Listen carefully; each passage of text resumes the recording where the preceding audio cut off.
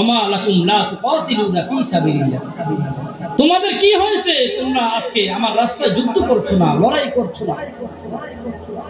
অথচ আল্লাহ রাসূল সাল্লাল্লাহু আলাইহি ওয়াসাল্লাম জিহাদের ময়দানে গিয়েছেন, যুদ্ধের ময়দানে গিয়েছেন।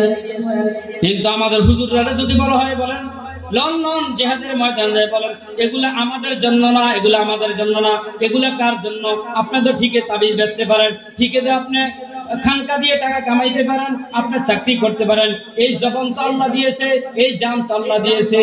ইন্নাল্লাহা আশতারা মিনাল মুমিনিনা আনফুসাহুম ওয়া আমওয়ালাহুম বিআন্না লাহুমুল জান্নাহ। এই জীবন তো আল্লাহ দিয়েছে, এই জান তো আল্লাহ দিয়েছে, এই মাল তো আল্লাহ দিয়েছে।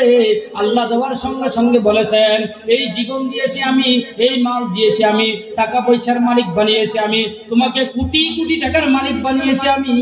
কেন দিয়েছি বান্দা? এই টাকা কেন দিয়েছি, এই জান কেন দিয়েছি? এই জান দেওয়ার পরে তো আমি নিজেই বলেছি, কি বলেছি? এই জান এবং মাল এটি আমি ক্রয় করে নিয়েছি, এগুলা তোমার না, এগুলো আমি দিয়েছি। আমার মাল আমার জান তুমি আমার রাস্তায় খরচ করতে হবে, আমার জান আমার রাস্তায় খরচ করতে হবে।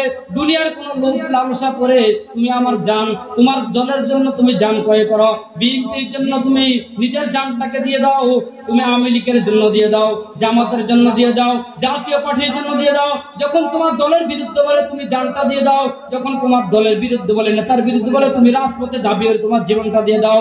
ও মুসলমান, আল্লাহ বলছে না না না না বন্ধু, আমি এই জন্য দেই নাই, তোমার দলের জন্য দেই নাই, তোমার নেতার জন্য দেই নাই। ইন্নাল্লাহা আশতারা মিনাল মুমিনিনা আনফুসাহুম ওয়া আমওয়ালাহুম বিআন্না লাহুমুল জান্নাহ। আমি তোমার জান এবং মাল আমার রাস্তার জন্য তোমার জন্য ক্রয় করেছি একমাত্র জান্নাতের বিনিময়।